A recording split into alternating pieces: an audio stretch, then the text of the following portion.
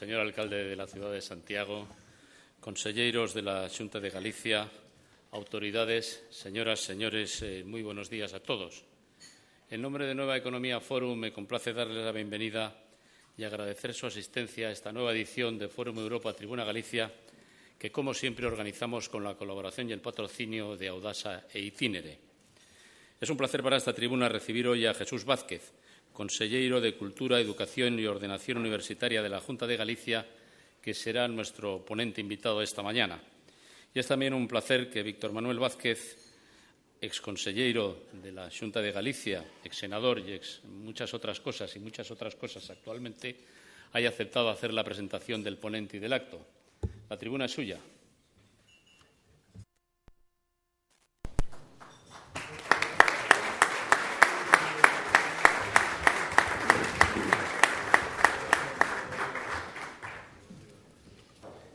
Gracias, señor presidente. Señor conselleiro, autoridades, queridos amigos, neste foro de Nova Economía que os seus creadores definiron como unha plataforma de diálogo e debate sobre diversas materias interrelacionadas como son a economía e a política, como é sin dúbida a diplomacia ou o periodismo, encomendóuseme a presentación do conferenciante un membro do Goberno galego, conselleiro de Cultura e Educación. Non lle preguntei a naide, pero probablemente sexan dúas as razóns que empuxaron os organizadores a conferirme tal encomenda. Unha, os anos, que puxeron sobre a miña cabeza neve, e dicen que é a aura da dignidade. Eu digo o gallar. A outra, máis seria, é ter sido, señor conselleiro, o predecesor único na Consellería de Educación e Cultura na historia da Xunta de Galicia. Houbo máis conselleiros de Educación e máis conselleiros de Cultura, pero de Educación e Cultura ou de Cultura e Educación tan só dous. Don Xesús Vázquez e un servidor, Víctor Manuel Vázquez. Podíase dicir que ter aglutinado un departamento que comprende as dúas materias máis sensibles dun goberno dunha comunidade histórica como Galicia fai perder autonomía a unha respecto da outra. Porque ben sabemos que cultura e lingua son a maior e máis orixinal creación dun pobo que unen a xeración actual coas pasadas de que nas herdamos e coas futuras a quen timos a obriga de lles transmitir. Por iso eu aplaudo, sinceramente, o celo dos homes da cultura que é reflexo fiel do seu afán de independencia e, sin dúbida, do seu afán de liberdade, que é algo, unha atmósfera imprescindible en toda a actividade creadora. Pero engado a renglón seguido que a principal fonte e instrumento de culturización de un país é sempre o seu sistema educativo, polo que entre política educativa e política cultural existe unha complementariedade inevitable e irrompible. A meu criterio, que naturalmente non é dogma de fe, as responsabilidades sobre cultura e educación deben marchar unidas non só por imperativo da crisis, senón por pura racionalidade. Falando do conferenciante, direi que Xesús Vázquez Abad naceu en Nuremberg no ano 1967, fillo de pais emigrantes. Deles, como da inmensa maioría dos emigrantes, que en número de máis dun millón deixaron as súas costas, as súas espaldas, este verde fisterra durante o século XX, eu quero resaltar que foron e siguen a ser os mellores embaixadores de Galicia, porque nos países da colleita non exhibiron máis bandeiras cada honradez e a do traballo e souperon así, desta forma, gañar a estima de todos. Xesús, o conferenciante, viviu en Ourense a maior parte da súa vida, unha provincia da que Galicia aínda non presumiu o suficiente, porque é a segunda en España en patrimonio cultural. Isto, sin dúbida, predispuxo o ánimo do conselleiro Vázquez Abad para o exercicio das responsabilidades sobre cultura e educación.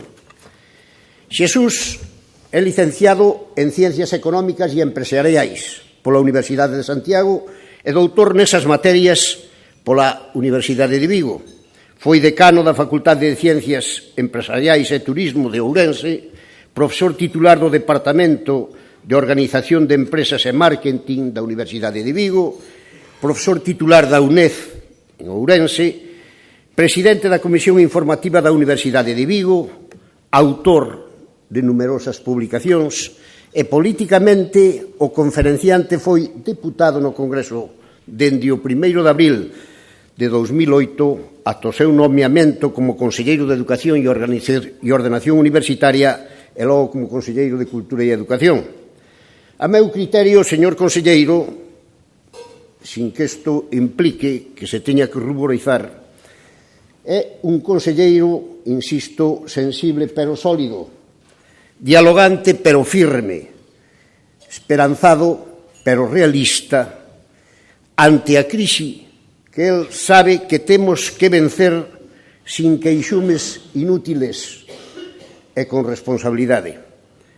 Vivimos unha etapa na que a gran preocupación social é a economía, e compréndese porque o progreso material é unha aspiración lexítima de toda a sociedade, e eu diría incluso que é un mandato ético. Pero tamén a cultura se asoma como aspiración e imperativo ético da propia sociedade. A actividade creadora é igualmente progreso. E o noso país e a humanidade en xeral aspiran lexitimamente as aportacións que as nosas capacidades fagan agromar, incluso para superar aquela sentencia derrotista de la Magné de que o home é impotente frente ao home, o que este constituye a súa miseria. Chegados aquí, tal vez debamos resaltar a interrelación entre economía e educación, que xa admitiu Adam Smith no século XVIII, e desde Schultz, na segunda metade do século XX, concluíuse que o gasto en economía non é de consumo, senón de inversión en capital humano. O Consejo Económico e Social de España, no seu informe do 2009, afirmou que a educación é un dos elementos fundamentais na determinación da produtividade, posto que dela depende, ademais, o nivel tecnolóxico do sistema productivo. E se isto acaece con educación máis clara, e aínda se nos asoma a interrelación entre economía e cultura, que hai tan só anos casi se odiaban, porque os homes da cultura temían a súa instrumentalización pola economía, pero hoxe en día percíbense como un binomio inseparable. Su Majestad el Rei, no Congreso Internacional de Economía e Cultura, celebrado en Barcelona, no 2009, nos exhortou a estimular las industrias culturales europeas como instrumento para contribuir a recuperar el crecimiento de la economía. E, por certo, a anterior ministra de Cultura, a señora González Cinde, fixou nese propio Congreso a aportación da cultura ao Produto Interior Bruto de España nun 5%. E Ricard Fornesa elevouno nada menos, insisto, no propio Congreso ao 7%. En fin, esgrimo o hasta aquí dito para revelar o lóxico interese que ten a disertación do señor conselleiro de Cultura e Educación. E tan só quero engadir, se mo permiten, que vivimos no mundo da globalización e da interdependencia no que nada nos é alleo e que tuvo esencialmente dous referentes, a bella Europa e os Estados Unidos, pero ambos fatalmente deixaron de ser os únicos precisamente en favor de países emerxentes como a China. Isto obríganos a velar pola nosa capacidade productiva e tamén a especializar, sin dúbida alguna, a nosa produción económica. E Galicia, vanme a permitir todos que os recorde, ten un elemento único e irrepetible de virtualidades culturais e económicas que ofrecerlle ao mundo e do que podemos e debemos incrementar as súas capacidades porque aínda é un proxecto inconcluso. Refírome ao Xacobeo, o Camiño de Santiago, a ese crisol de culturas, encontro de povos e linguas, fragua da conciencia cultural desta bella Europa, da que é verdadeiro mapa, porque o mapa de Europa é o mapa dos Camiños de Santiago. El demostra, como ningún exemplo, a interrelación incuestionable entre economía e cultura. E atrevíame a dicir que non só é unha das nosas sinais de identidade, senón que encarna o ideal de facernos protagonistas históricos da cultura de Europa. Pero xa dicía Thomas Carlyle que o ideal está en ti e o obstáculo para o seu cumprimento tamén está en ti. E engadía Rabindranath Tagore que os ideais, unha vez formulados, producen a pereza do cerebro. Seguro estou de que naide neste fisterra entrañable ten o desexo de convertirse en obstáculo, como dicía Carlyle, nin de entregarse á pereza mental que denunciaba Tagore. Remato xa e deixos nas mans dun bo conselleiro e bo profesor, que sei que me disculpará os entusiasmos que me inspira o Camiño de Santiago, que sin dúbida el comparte. Moitas gracias.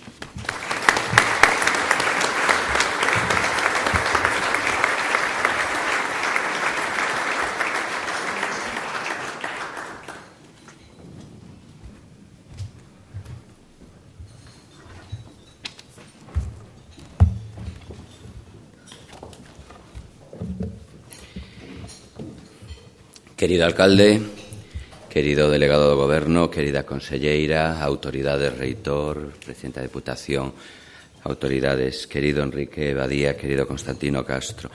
Grazas, amigas e amigos. En primeiro lugar, como non podía ser de outra maneira, quero agradecer a Nova Economía Fórum por terme convidado a participar neste almorzo informativo do Fórum Europa Tribuna Galicia. Grazas, asimesmo, aos patrocinadores Itinere e Audasa. E grazas, por suposto, a todos vostedes pola súa presenza nesta sesión da gran tribuna que é o Fórum Europa. Sen dúbida, un dos mellores meeting point para o diálogo sobre os aspectos cruciais da sociedade, da política e da gobernanza que temos en España.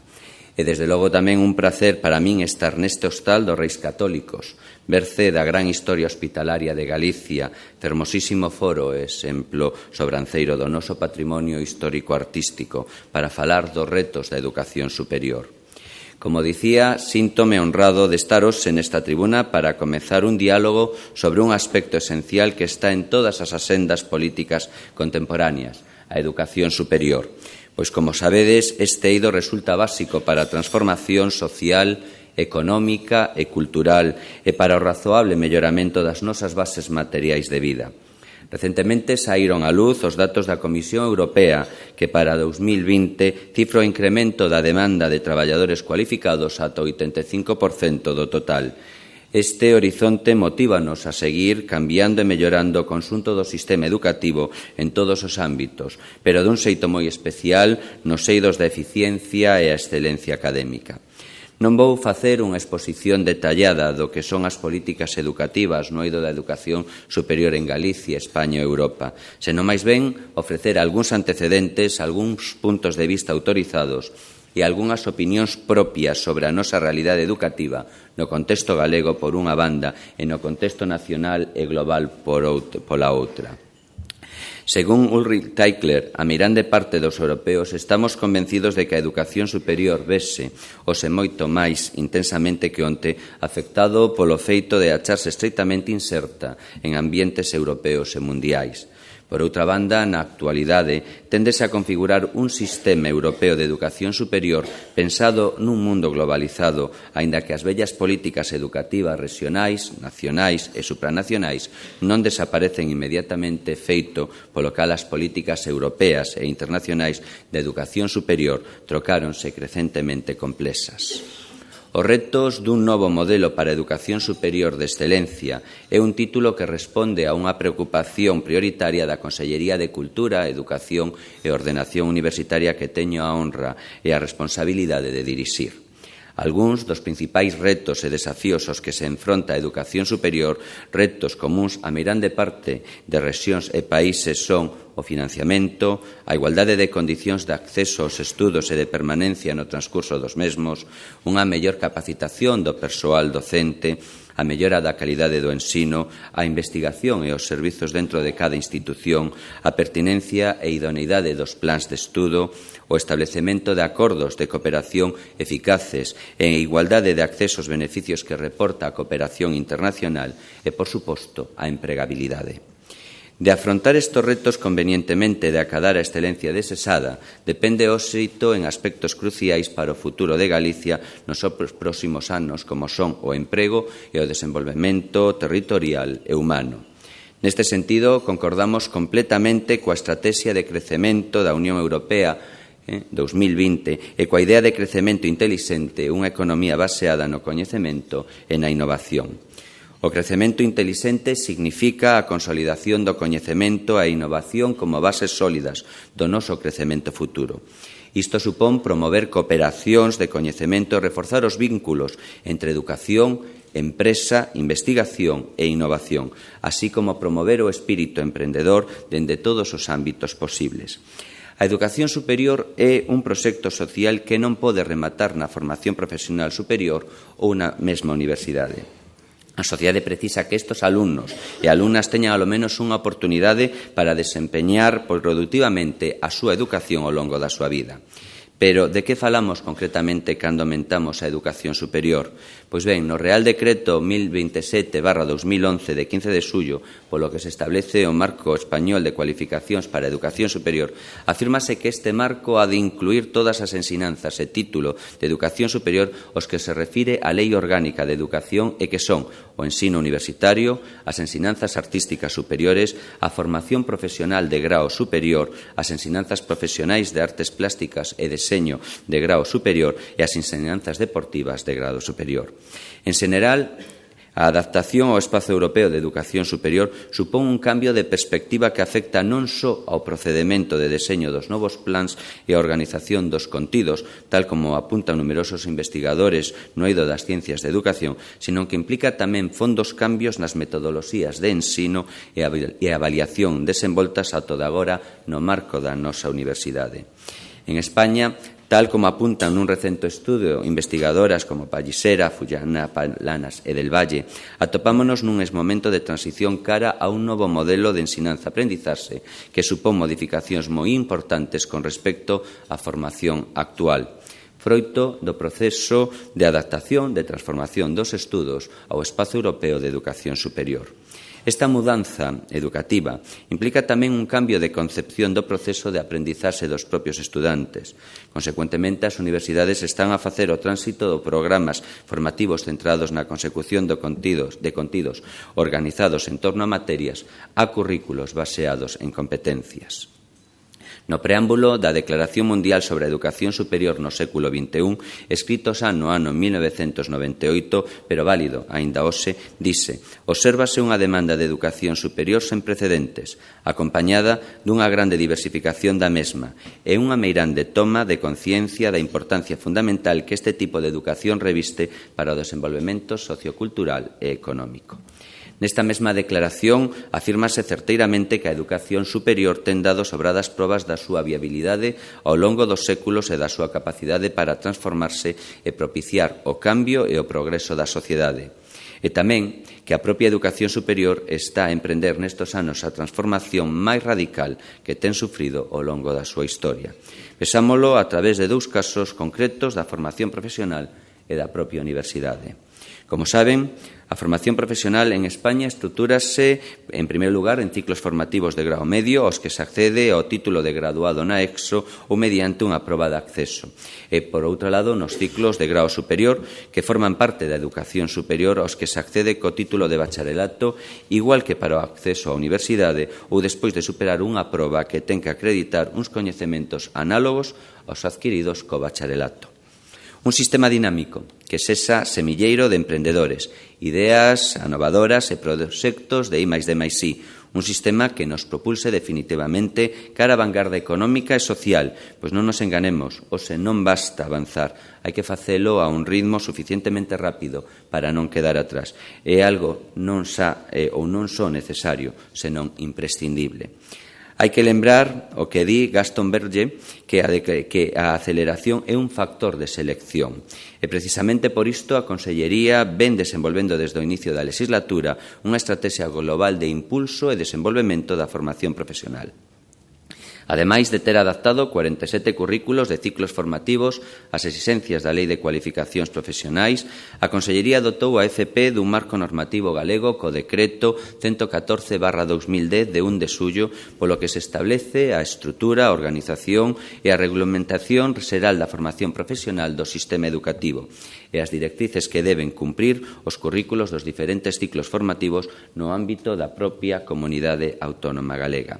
Un aspecto a resaltar é que o alumnado que remata os ciclos formativos de grao superior ten acceso directo aos estudos universitarios relacionados coa profesión cursada en formación profesional e que neste sentido son moitos os que proseguen e completan o seu currículo cun grao universitario. Neste sentido, para os ciclos de grao superior existe un recoñecemento directo dos créditos nos estudos universitarios oficiais de grao ou unha validación de materia e de créditos no caso da anterior ordenación dos estudos universitarios. Permítanme poñerlle algún exemplo próximo da transición dun ciclo superior a un grao universitario, xa que as antiguas titulacións, como vostedes todos saben, están nun proceso de extinción.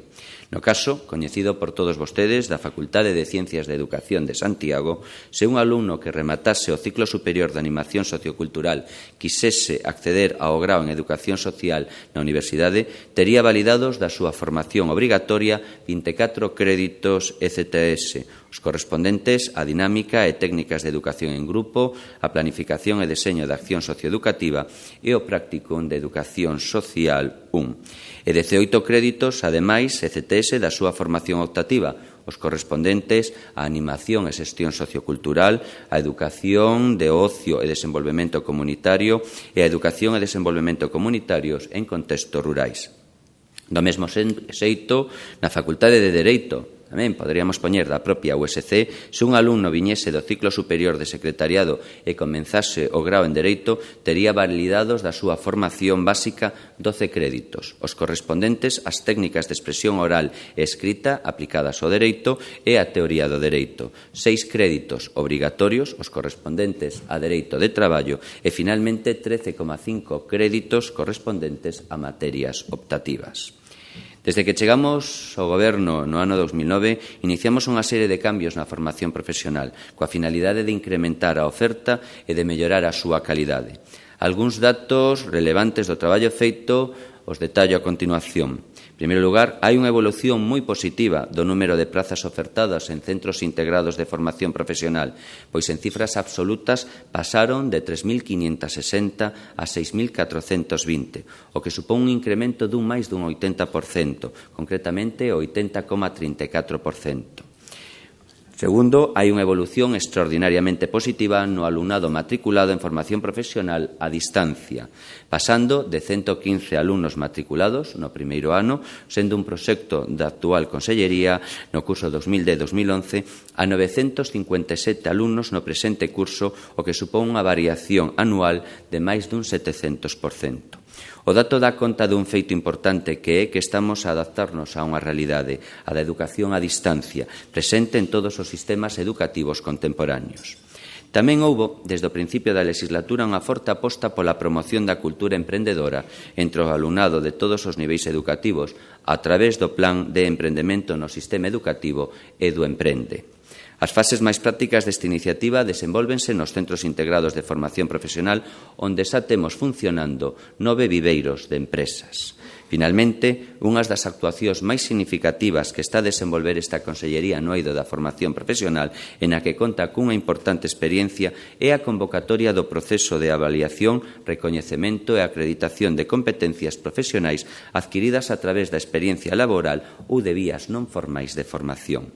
Hai unhas semanas xa anunciamos a convocatoria dun novo proceso que se desenvolverá durante o ano presente e para o que se convocaron máis de 9.500 prazas, concretamente 9.555, cunha oferta máis ampla de unidades de competencia.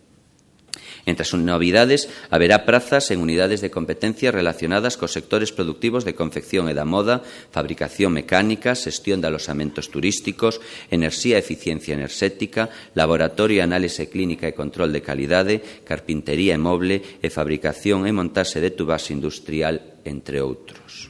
Estas convocatorias están a gozar dunha grande aceptación entre a cidadanía. De feito, na convocatoria que se está a desenvolver no momento actual, recibíronse máis de 7.300 solicitudes para algunha das 3.200 prazas ofertadas no ano 2011. Todos estes datos son exemplos dos cambios realizados desde que se chegou ao Goberno. Uns cambios destinados a incrementar a oferta e, polo tanto, a matrícula, pero, sobre todo, e insisto, a adecuar e armonizar a estrutura educativo-formativa e o currículo á realidade sociolaboral. Por outra banda, e abordando xa o tema universitario, para que sirve ou ben que fins debe ter a universidade, son cuestións que recorrentemente teñen sido abordadas por multitude de especialistas nas ciencias de educación ou intelectuais estudosos do noso tempo. Por simplificar, en fin dos puntos de vista, todos os enfoques poden resumirse en 4 principais. Os enfoques do capital humano, os que consideran a educación como un valor instrumental para xerar riqueza económica, os que defenden a universidade como unha institución que debe proporcionar unha educación liberal, tal e como entendía John Henry Newman, só o coñecemento liberal baséase no seu propio propósito e, polo tanto, é independente das súas consecuencias, e, finalmente, os que consideran a universidade como eixo para mellorar a calidade da vida das persoas. Na miña opinión, todos estes puntos de vista, ou se prefiren todas estas hipótesis, son válidas, necesarias e complementarias entre sí, tal como queda patente no anteproxecto de Lei de Universidades, do que falarei un pouco máis adiante, e que supón unha modificación, actualización e perfeccionamento do noso marco legal educativo á realidade. En xeral, compre entender que a educación en todos os niveis, pero dun xeito moi especial no ámbito da educación superior, é cultivo da humanidade. Unha idea que no ámbito da educación superior implica que unha persoa, en palabras da filósofa norteamericana Martha Nussbaum, consciente de sí mesma, autónoma, capaz de recoñecer e respectar a condición de ser humano de todos os seres humanos. Malia todo, tamén hai que abordar a relación entre o mercado profesional de traballo e as institucións de educación superior no marco dos procesos de globalización social e económica que estamos a vivir. Neste sentido, xa na declaración da Sorbona no ano 1998, prevíase un tempo de cambios para as condicións educativas e laborais, unha diversificación do curso das carreiras profesionais no que a educación e a formación continua deveñen nunha obriga evidente. Ademais, facíase fincapé na necesidade de ofrecer aos nosos estudantes e á sociedade no seu conxunto un sistema de educación superior que lles ofreza as mellores oportunidades para buscar e atopar o seu propio ámbito de excelencia. 3 anos máis tarde, na Declaración de Praga, reincídese no concepto da formación para a empregabilidade, cando se declara que os programas que conducen a un título poden en verdade deberían ter diferentes orientacións e varios perfís para acoller unha diversidade de necesidades individuais, académicas e de mercado laboral.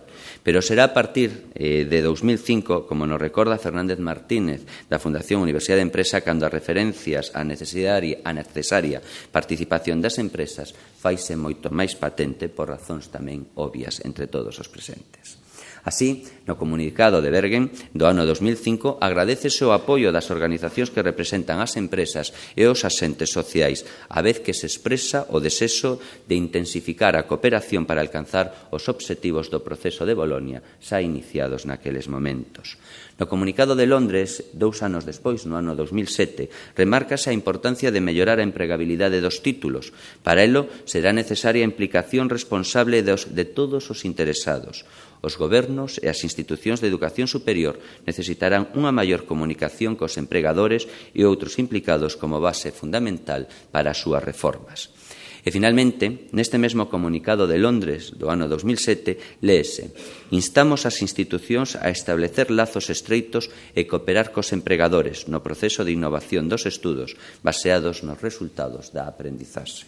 Como dixen, recentemente saíron á luz os datos da Comisión Europea que para 2020 cifra o incremento da demanda de traballadores cualificados ata o 85% do total, unha cifra que deixa unha marxe moi escasa, se mo permiten, as persoas sen cualificación.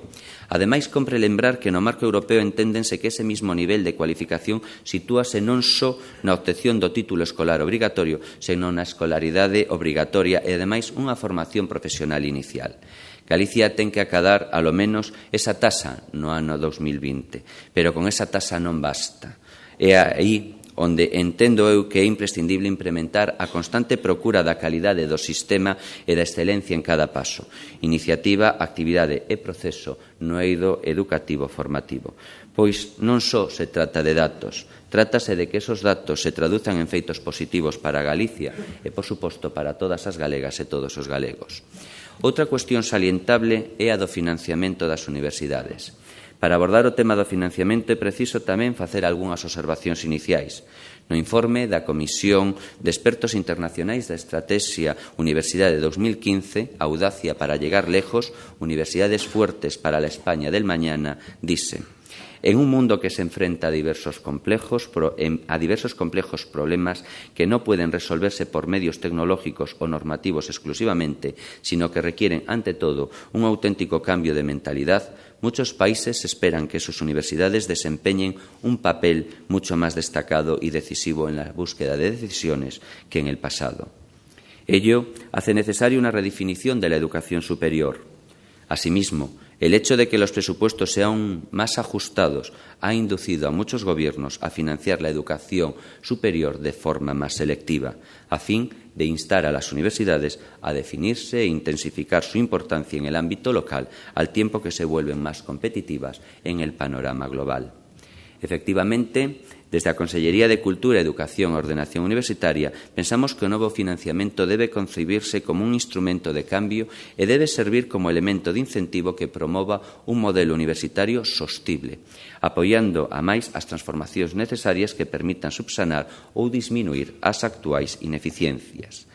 Neste sentido, Galicia pode estar orgullosa de ter sido a primeira comunidade en levar adiante unha modificación profunda e máis xusta por avaliar moitos máis elementos importantes no financiamento das universidades. Na actualidade, o criterio histórico baseado no número de alumnos matriculados nunha universidade está a ser progresivamente modificado, valorándose 30 indicadores de eficiencia do sistema. 30 indicadores obxectivos e homoxéneos que alcanzan a todas as actividades universitarias de docencia, investigación e transferencia social. Neste tempo, é preciso solicitar a todos os interlocutores, asentes e institucións vinculadas coa educación superior flexibilidade, imaxinación e capacidade de cambio para responder ás inmediatas exixencias sociais e os retos de futuro que conxuntamente temos que afrontar para despregar un servizo público de educación superior centrado na calidade, a excelencia e xusto para todas e todos. Malia todo, penso que compre lembrar, como mostra clara do noso compromiso, que Galicia nun ano especialmente complicado é a única comunidade que aumentará nos seus orzamentos as achegas ás universidades. Isto é un feito, pois está recollido no propio plan de financiamento asinado de común acordo entre a Consellería e as universidades. En concreto, estamos a falar dunha pequena cantidade, pero importante nestos momentos. Estamos a falar de 2,7 millóns adicionais, un 0,63% máis que o ano anterior.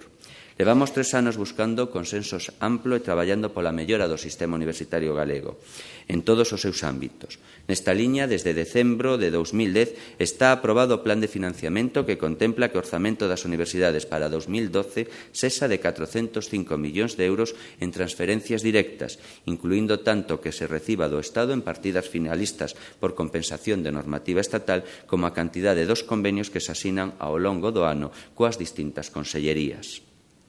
Non quero aburrilos con moitos datos, pero falando da investigación, un aspecto, ao meu ver, clave para o futuro de todos nós, é preciso, ao menos, facer algúns apuntamentos que sirvan para coñecer a nosa realidade que, por certo, sendo claramente mellorable, tamén é francamente positiva en moitos aspectos. En primeiro lugar, o dato marco do orzamento da Consellería de Cultura, Educación e Ordenación Universitaria para investigación universitaria en 2012 ascende a 48.300.000 euros.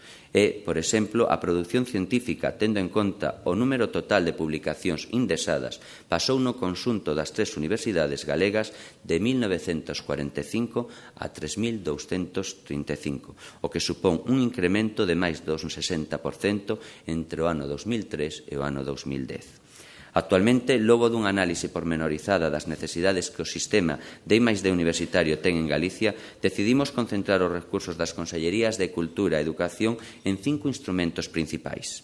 Primeiro, potenciar a financiación basal ou estructural para grupos co fin de contribuir á consolidación e estructuración de unidades de investigación competitiva dentro do propio sistema universitario galego. En 2012 financiaránse 81 grupos de referencia competitiva, 96 grupos de potencial de crecemento, 19 redes de investigación e 8 agrupacións estratégicas. En conxunto, supón financiar 204 accións que implican a máis de 2.100 investigadores. Do mesmo xeito, continúase coa financiación de 350 proxectos de investigación. Segundo, incentivar a concorrencia dos grupos de investigación competitivos galegos para acadar tamén financiamento europeo. Terceiro, financiar proxectos de investigación de investigadores noveis e xoves. En concreto, financiaránse 33 proxectos de investigadores emerxentes. Cuarto, no que se refire á carreira científica, téntase reducir o tipo de convocatorias máis xerais e inespecíficas e tense optado na convocatorias de contratos predoctorais de formación de investigadores e de contratos postdoctorais por apostar por accións estratégicas que permitan potenciar a formación e a atracción de talento en áreas de investigación de interese específico para Galicia, polo que se financiarán con este instrumento a incorporación de investigadores aos campus de excelencia internacional Campus Vida en Santiago e Campus Mar en Vigo. Neste ano financianse a 425 investigadores con contratos vinculados á carreira científica. Continúase co programa de estancias dos nosos investigadores no estranxeiro e potenciase o programa de consolidación e estabilización de investigadores nas universidades galegas, o que supón o financiamento de 38 contratacións estables. Para rematar con este ámbito esencial da investigación, en quinto e último lugar, desde a Consellería de Cultura, Educación e Ordenación Universitaria, apoiamos decididamente aos centros de investigación das universidades galegas, o que se traduce neste ano 2012 no establecemento dun contrato programa de centros de investigación coas 3 universidades. Por outra banda, quero aproveitar a vosa presenza neste Fórum Europa para explicar someramente o reproxecto de lei do Sistema Universitario de Galicia.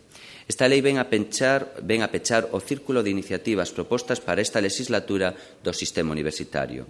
Neste caso, trátase da terceira peza legal básica, logo do xa mencionado plan de financiamento, un plan que instaurou un financiamento crecente por resultados, o impulso da segunda e a terceira misión e a sustentabilidade financiera das universidades. En segundo lugar, o decreto de titulacións, un decreto que sirve para a racionalización da oferta e da demanda, exigencia de niveis mínimos de demanda e novas titulacións adaptadas á contorna. Esta lei que pretende aportar un marco coherente e contemporáneo ao noso sistema educativo e mellorar os actuais niveis de eficiencia e excelencia a nivel nacional e internacional do noso sistema universitario. Trátase dunha norma que, penso eu, permitirá que o noso sistema universitario se adapte correctamente aos cambios e exixencias socioeducativas durante os seguintes quinquenios.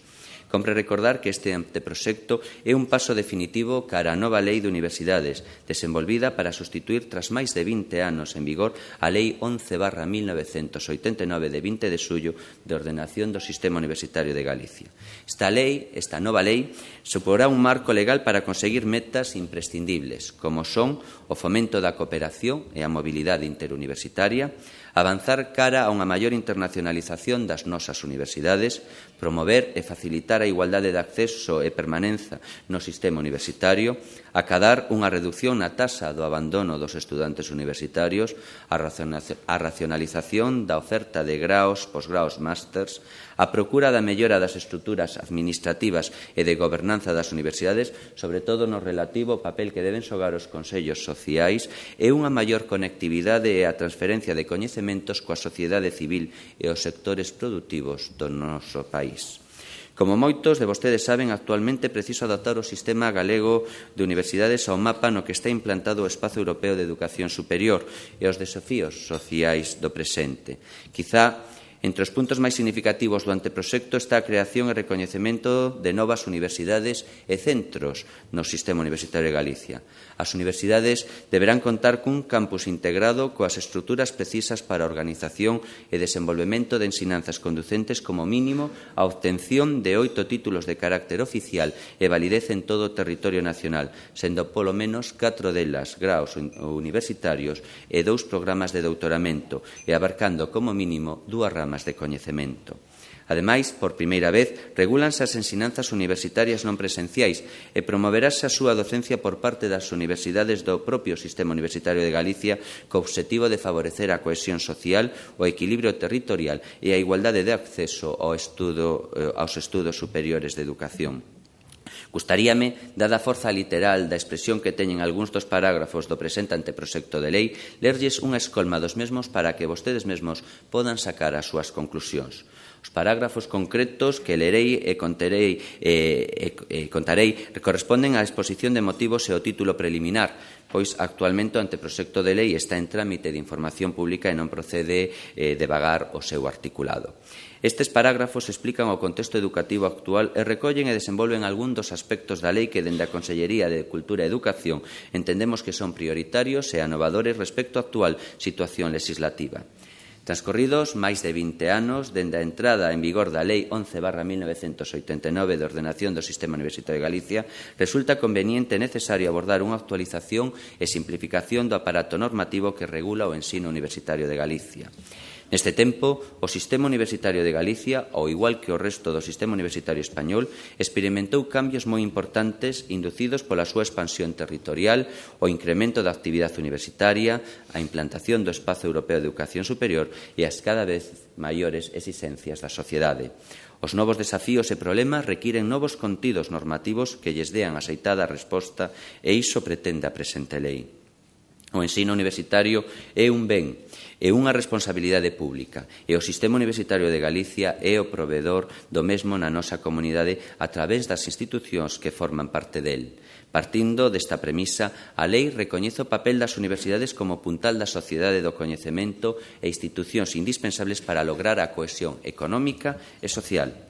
O recoñecemento do papel esencial que o Sistema Universitario de Galicia ten no progreso social e, polo tanto, a atribución de tan fundamentais roles ás institucións que del forman parte deben ir acompañadas da exixencia por parte da sociedade de niveis de calidade do servizo que prestan. A incorporación de permanentes controis da calidade provocaron un cambio significativo na comunidade universitaria a todos os niveis.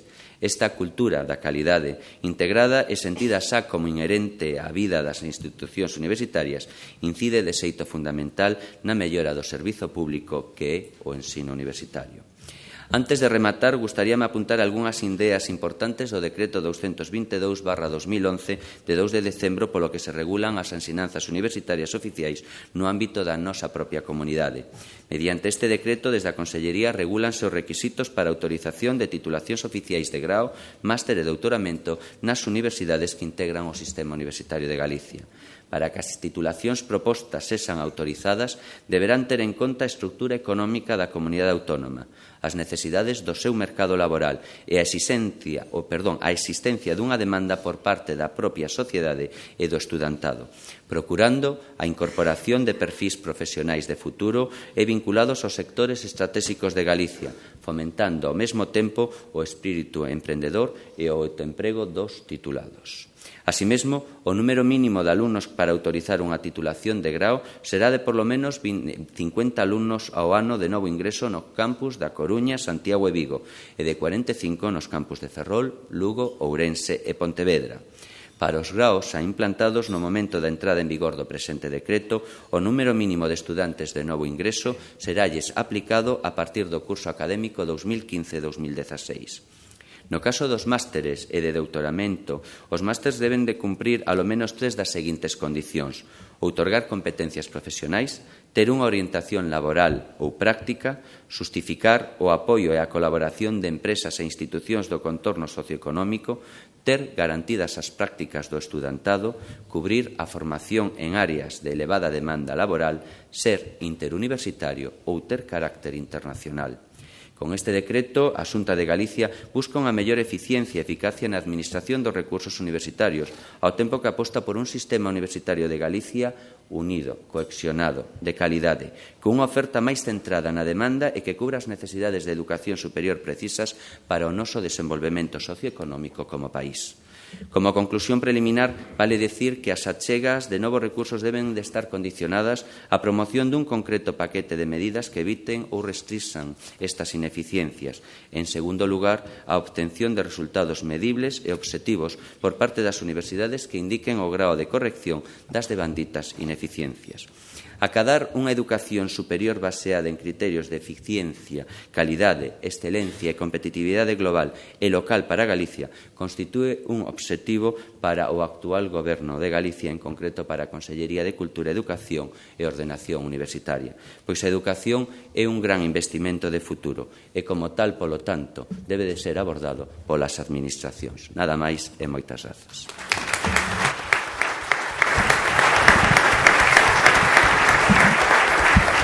Muy bien, señor presidente. Creo que empezamos entonces o turno de preguntas. Muchas gracias. Si le parece, pasamos de inmediato al coloquio. Hay preguntas para las 3 áreas, digamos, de su consellería. Hay preguntas de educación, hay preguntas de la universidad y hay algunas preguntas de la cultura también. Por empezar por una, digamos, un poco genérica en el término de la educación, siempre se habla de que la educación necesita dinero. ¿Solo dinero? Bueno, a educación evidentemente, como ben de futuro, necesita evidentemente diñeiro, pero creo que non necesariamente moitas veces vai correlacionado o que é o incremento da parte económica cos resultados, e así o están a demostrar en numerosas estatísticas, en numerosos estudos. Podemos poñer un exemplo. É evidente que o sistema educativo en Galicia e tamén en España, Galicia temos un mellor comportamento con respecto a numerosos indicadores que con respecto que o territorio nacional, aínda así non podemos estar satisfeitos, non son os resultados óptimos ou os resultados que un país avanzado podería esperar do seu propio sistema educativo. A ratio por profesor, por exemplo, en Galicia é de 9,7, os últimos datos, un 9,7 alumnos por profesor, e podemos poñer que, por exemplo, en Alemania está en 14 algo, creo que en Finlandia está en 16 e, por suposto, en outros países como Corea é moitísimo máis elevado e pode responder tamén a outras circunstancias. Penso que é necesario investir en futuro, pero penso que tamén temos que buscar a eficiencia nese investimento. Por hablar de otro tema actual y dramático, que es el desempleo, con unas tasas de desempleo que rondan casi el 50% entre los más jóvenes, ¿cómo se puede tener ánimo para estudiar? Pois creo que neste momento debe de ir unido, evidentemente. Precisamente atopámonos con unhas circunstancias moi concretas. España tuvo un boom económico en base a unha serie de sectores, o que levou incluso que moitos dos nosos rapaces e rapazas abandonaran o sistema educativo por cuestións obvias de rápidos ingresos, non?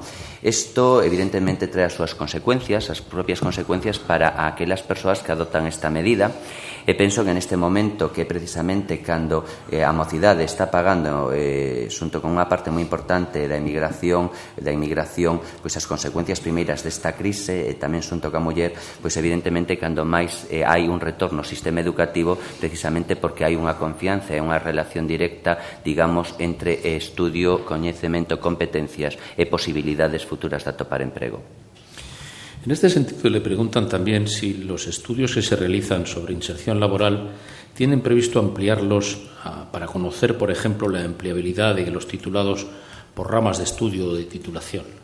Se asiste recentemente, se presentou nesto a nosa propia Axencia Galega, a ACSU, que está aquí tamén a súa presidenta, fai escasamente 3 semanas, penso, creo recordar, presentaron os estudios, claro, se diría que a Axencia que fai uns estudos máis amplos nese sentido, e presentáronse precisamente por sectores, esa empregabilidade.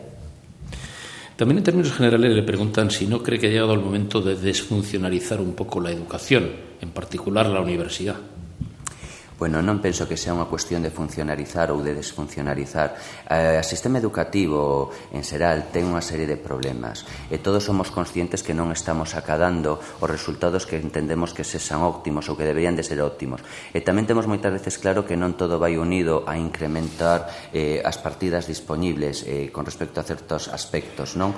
Pero o problema do noso sistema educativo temos que ir a raíz. Debemos partir dun análise moitísimo máis profundo e probablemente adoptar decisións evidentemente que pasen por un replantexamento do que é o propio sistema educativo en España, a implicación, por suposto, das familias, que é unha peza clave, a consideración do profesorado e, por suposto, tamén actuacións concretas en canto aos contidos curriculares dos distintos niveis e materias.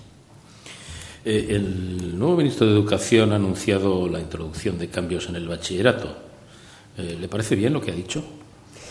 Comparto as ideas presentadas polo ministro de Cultura e Educación de España no sentido en que, en concreto con respecto ao bacharelato, o bacharelato é concebido como unha etapa preparatoria para esos estudos superiores e os que participamos, disfrutamos da docencia na universidade moitas veces vemos como os nosos alumnos non veñen con esas competencias que realmente se deberían de requerir. Por tanto, entendemos que esa reestructuración do bacharelato é importante.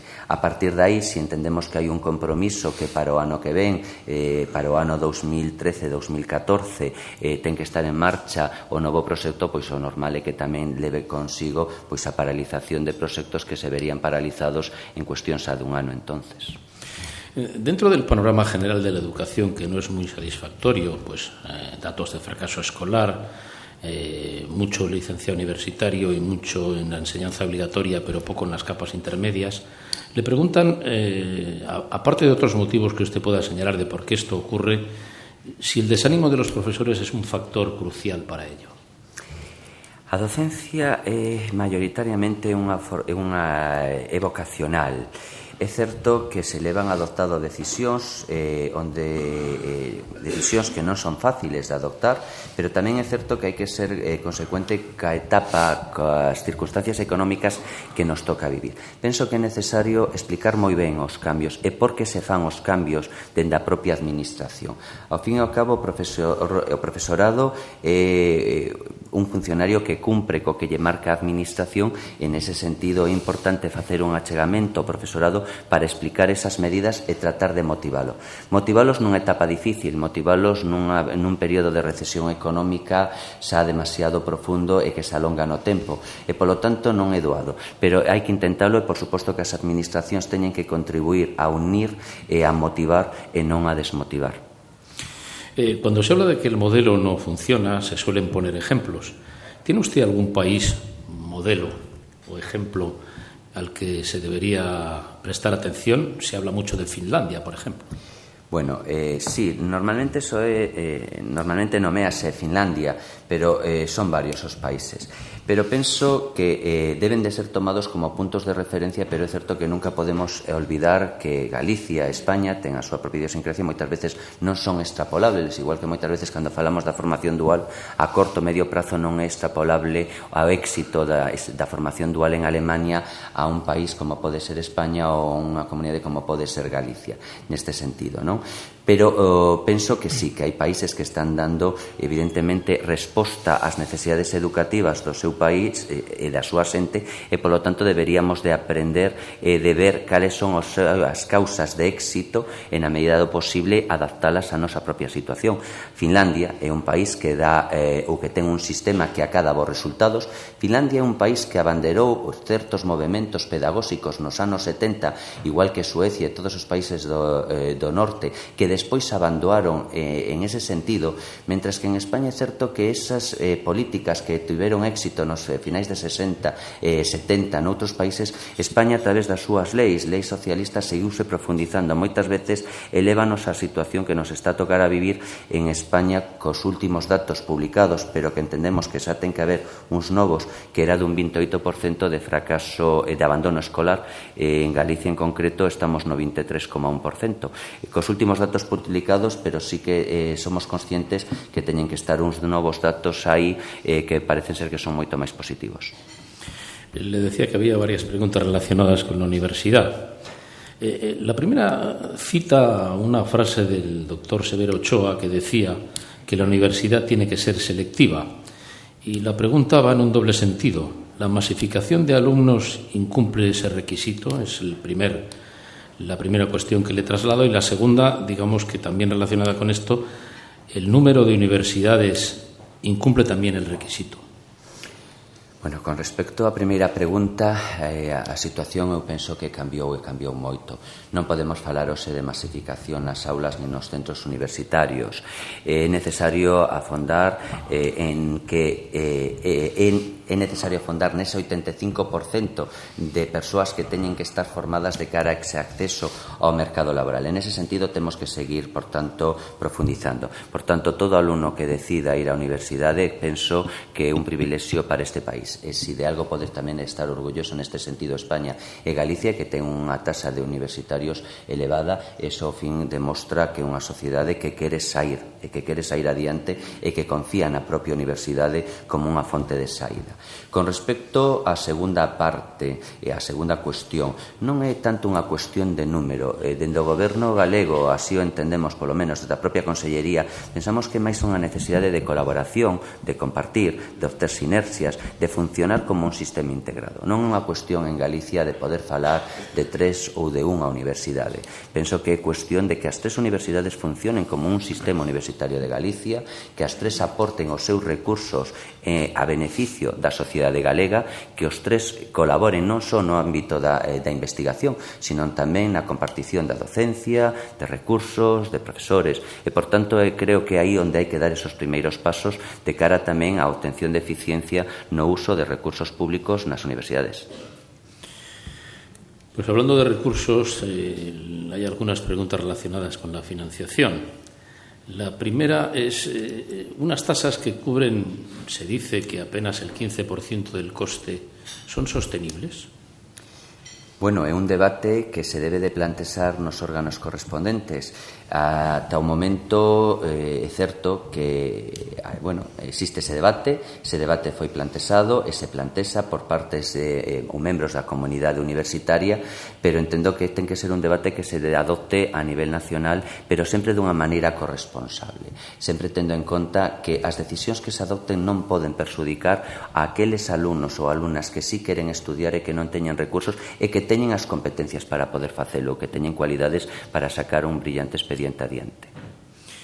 En ese sentido, el ámbito de las becas o de los créditos, ¿queda por desarrollar mucho en ese sentido? Bueno, o ministro neste caso anunciou que trataría de incentivar tamén ou de potenciar a parte de excelencia, digamos, a hora de concesión desas becas. Penso que é un elemento positivo. Penso que debemos de ter en conta que as becas teñen que contribuir tamén a potenciar aquelas persoas que máis o necesitan, pero tamén aquelas persoas, ter en conta as persoas que sí poden levar a cabo, digamos, ou favorecer esa excelencia do propio alumnado. El Defensor del Pueblo, en su informe del 2011, constata que los problemas de financiación de las universidades están creando indefensión en los investigadores. ¿Comparte la apreciación? Bueno, vamos a ver. Eu penso que hai que facer un esforzo para tratar de promover e potenciar a investigación, pero sí que tamén é certo que se debe de racionalizar o que é a propia carreira investigadora dentro das universidades, non? Penso que foron anos tamén moi espléndidos e penso que dentro desos anos espléndidos adoptáronse medidas moitas veces amparadas nesa situación económica e agora hai outra situación. Penso que hai que afondar neste sentido e hai que apostar pola investigación, pero hai que apostar pola investigación de excelencia, pola investigación de calidade.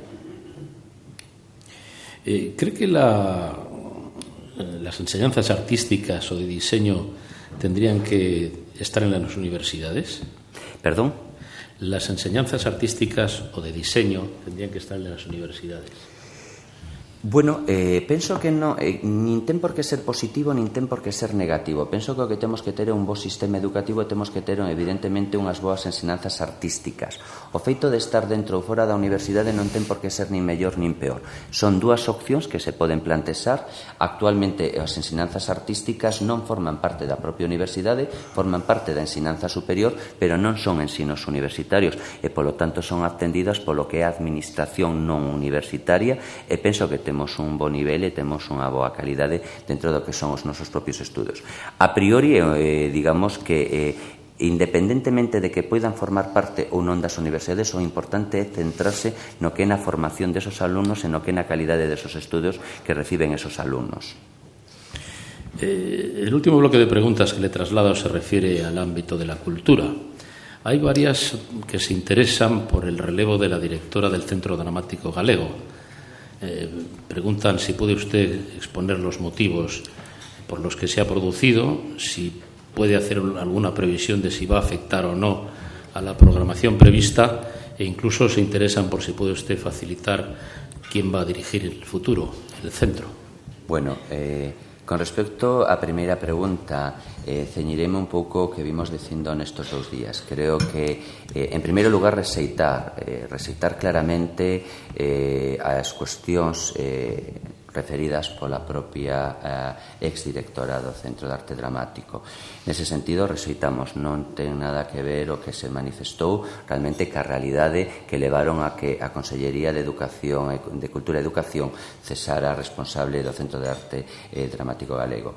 Decir que estamos traballando evidentemente para buscar un sustituto para que o Centro de Arte Dramático Galego poida traballar cos nosos artistas, coa nosa cultura, cos nosos creadores e con noso, ca nosa creatividade que temos en noso país e incluso cas nosas obras dos nosos autores. En ese sentido vamos a seguir traballando por potenciar.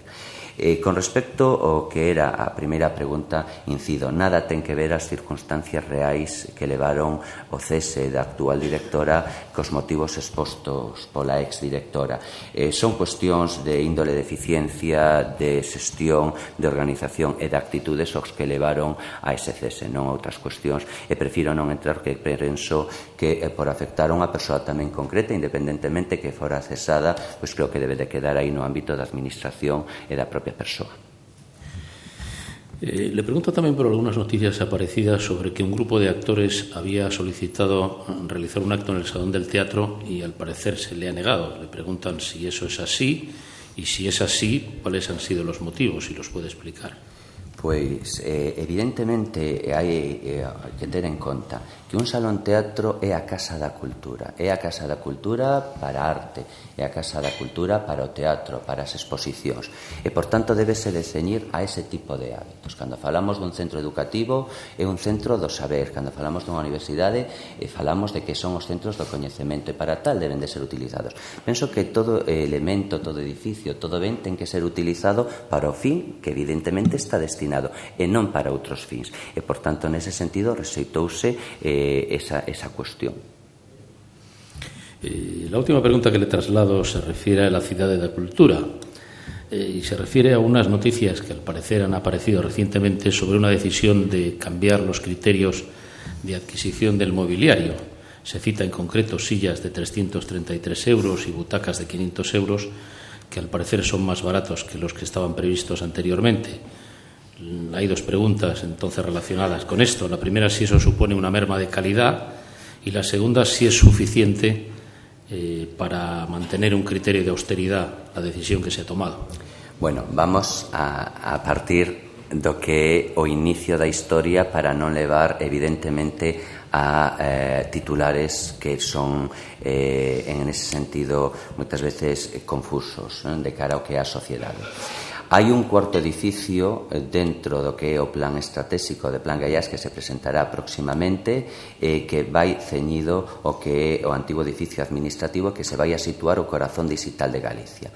O Centro de Procesamento de Datos de todo Galicia que vai dar cobertura aos preto de 2.800.000 galegos, aos preto de 1.500 centros escolares, a todas as farmacias de Galicia, prácticamente a todo o sistema judicial. Aí van estar reunidos 80 entes que estaban espallados por todo Galicia. A sociedade pídenos que rentabilicemos un investimento en unha cidade da cultura magnífica que temos aí. En eso estamos traballando. O poder xuntar 80 entidades nun edificio supón un aforro para as arcas públicas autonómicas de 3 millóns de euros o ano. Polo tanto, estamos tratando de traballar de cara ao futuro para facer eficiencia cos nosos recursos.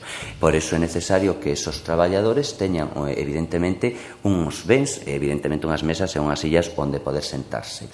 Por iso se saca ese mobiliario para dotar ese edificio dese mobiliario, porque actualmente está totalmente baleiro, para que poidan facer uso del os operarios, os funcionarios, o persoal que vaya a traballar a ese centro de procesamento de datos.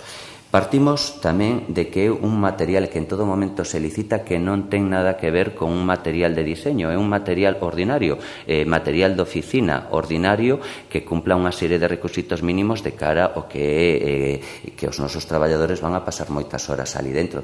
Pero en ningún momento estamos falando de mobles ni de sillas de diseño, sale por un precio de licitación, ese precio de licitación deste ano xa recolle a baixada do precio de licitación do ano pasado, que está entre un 14 e un 20% menos. Se o ano pasado saliu por un precio de licitación e houbo unha baixada no que é na oferta do propio produto que foi entre un 14 e un 20% dependendo do produto que fagamos referencia, este ano ese precio de licitación xa parte desa baixada. Por eso esa diferencia de precios. A partir de aí, como estamos falando de precios ordinarios e de bens ordinarios de oficina, de calqueira oficina, pois esperamos seguir obtendo unha nova rebaixa e que o precio final, evidentemente, sexa moito máis baixo do que ese precio de referencia base de licitación.